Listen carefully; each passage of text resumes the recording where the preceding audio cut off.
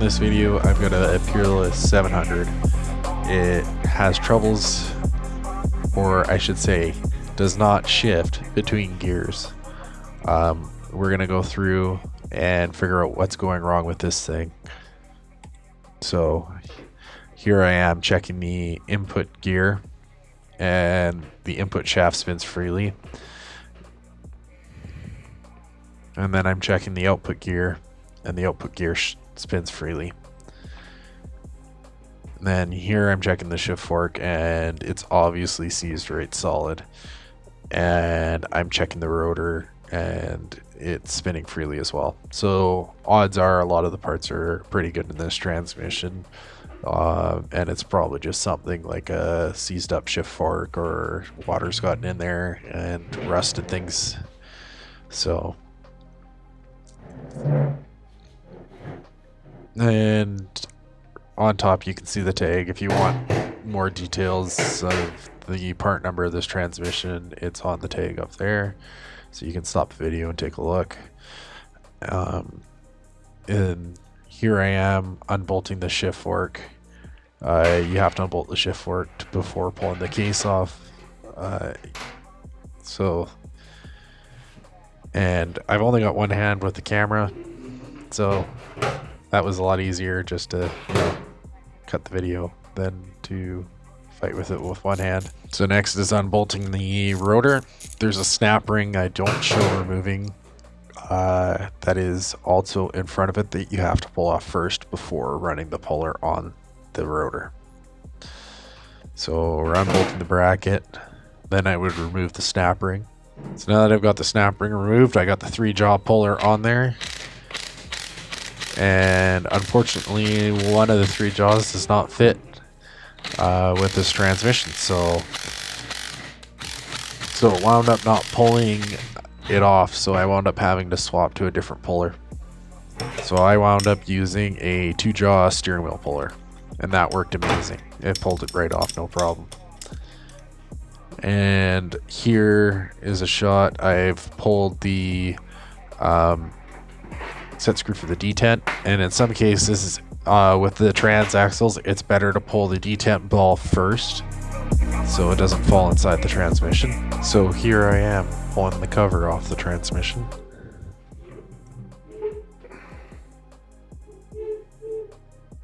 This is an inside shot of the transmission, and there is a little bit of rust in here, so a little bit of foreshadowing of what's going to happen. The grease is typical Peerless grease. It looks brown, kind of crummy, gross grease. And this is like a clay type grease. It's really hard to get the grease. I've found, like, you can order it in. You're not going to usually find it around at your local stores. So I wound up scooping this up with a garbage bag to clear the grease out, to get the bulk of it out first.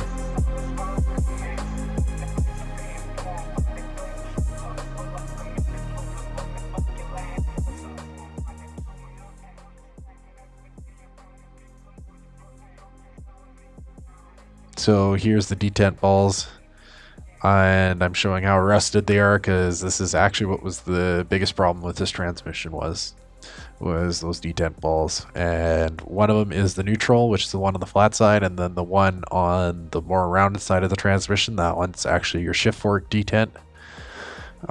This I'm just showing, me cleaning up the gears, the parts washer. If you look, I also take and loop a coat hanger wire through all the gears, and that keeps them all sorted so they go back in the right order. It also keeps all the washers in the right spot and everything. And here I'm just soaking the gears in some transmission fluid to soften the grease. So there it is, the shaft's all cleaned up and the case is all cleaned up. I've also pulled the pinion, cleaned and looped the pinion.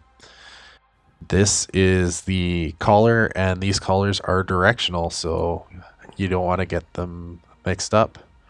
So that little washer or collar or whatever you want to call it, that you have to make sure it's facing the tapered side out. If you don't, then it won't shift correctly. Another way of saying it is tapered side towards the shift fork. So here it is, all greased up. And basically you don't have to pre-grease it like this, but I did.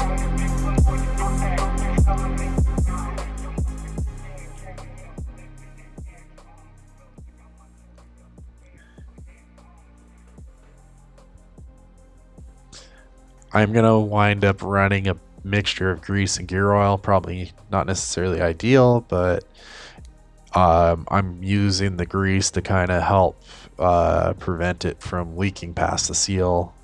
I don't really have a different input seal than what it came with stock, so I'm using an O-ring, and heard they like to leak,